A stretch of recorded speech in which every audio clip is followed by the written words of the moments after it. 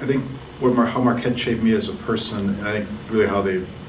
did that for a lot of students, is the fact that when you come to campus, you might have a sort of a narrow view of the world, but as you're exposed to students in the classroom, to ideas from your professors, you really see your idea of the world broadening, and you get a better sense of what your place in the world should be.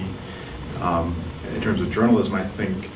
I always tell people that, you can go to any university to learn how to write or how to write well or be a proficient technician in your job. At Marquette, you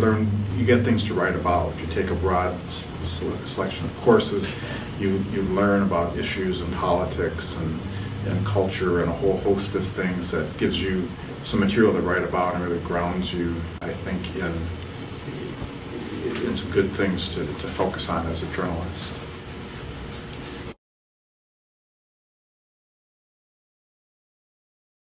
Yeah, I was here, I graduated in '89, right at the time of the transition, so I think I was the last class to have College of Journalism on my diploma. And it was an interesting time because there was this great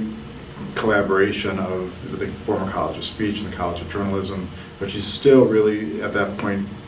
got together with the students that you saw in the classrooms. Marquette was small enough, and is small enough where you have a great variety of students, but you see a lot of the same ones. You build some really strong relationships both in the classroom and student media, such as at the Tribune, where I was managing editor as a senior. And so some of my best memories aren't in the classroom, but working for the Tribune, some really late nights, pulling stories together on deadline, getting that experience that was, in the classroom it's one thing to write a story, and maybe you have a deadline of a day or two. The Tribune, the news might be breaking, and your deadline might be an hour away, and have it all come together. And then be able to go hang out with the same people afterwards and celebrate the success was always a fun thing.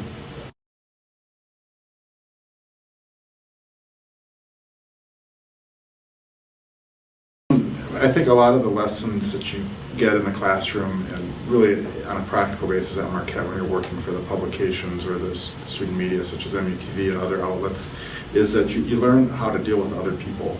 and you know that you have to sort of understand where people are coming from,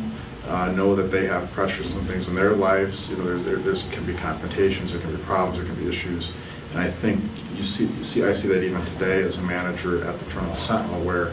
you're working with a wide range of people. You have to respect their viewpoints. You have to be able to make your case persuasively, but not in a way that belittles other people and what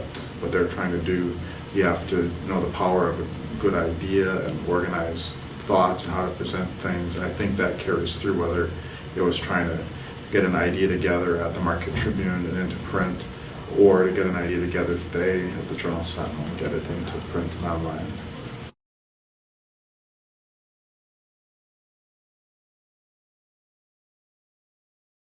My best piece of advice is simple, and that's to read a lot and write a lot.